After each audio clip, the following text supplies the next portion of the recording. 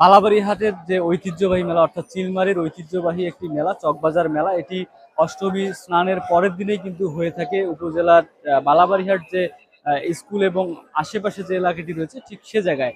আমি এখন ঠিক সেখানে রয়েছি এবং আমরা আহ, এই মেলাটি মূলত বিকেলের পর থেকে রাত 10টা এবং 11টা অবধি চলে এবং এখানে কিন্তু অসংখ্য মানুষ বিভিন্ন এলাকা থেকে আসে। আমি যদি একটু দেখানোর চেষ্টা করি যে আমার ঠিক পিছনেই যদি একটু দেখানো যায় যে বিভিন্ন যে ক্রেতা এবং বিক্রেতা যারা রয়েছেন বিভিন্ন এলাকা থেকে কিন্তু এখানে এসেছেন। আমরা তাদের সঙ্গেও কথা বলেছি।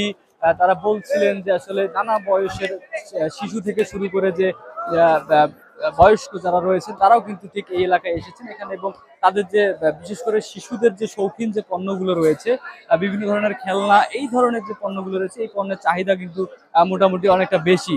এবং আমরা যে তথ্যটি পেয়েছি যে এই মেলাটি কিন্তু আগামীকালকে চলবে সকাল অবধি এবং আগামীকালকের মেলাকে বলা হচ্ছে যে জামাই মেলা, অর্থাৎ আগামীকাল সেটি হয়ে থাকে এবং আজকে যে মেলাটি হচ্ছে এটি চকবাজার মেলা বলা হয়ে থাকে।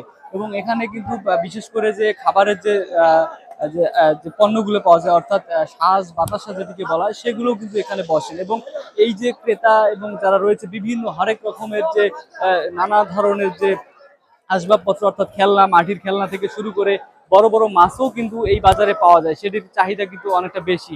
সব মিলিয়ে বলা যাচ্ছে যে এই যে মেলা এটি কিন্তু অর্থাৎ মিলন মেলায় পরিণত হয় প্রতি বছর। আমরা দেখেছি যে অষ্টমী স্নানের পর থেকেই এই মেলাটি কিন্তু এই এলাকায় হয়ে থাকে এবং এটি আগামীকালকেও হবে সকালবেলা। এবং সব মিলিয়ে যদি বলা যায় যে এখানকার যে বর্তমান যে মানুষের আনাগোনা নানা বয়সের যে মানুষ রয়েছে তারা কিন্তু এই এলাকায় এসেছেন এবং তাদের যে বিশেষ করে শিশুদের যে পণ্যের চাহিদা এটি কিন্তু অনেক বেশি।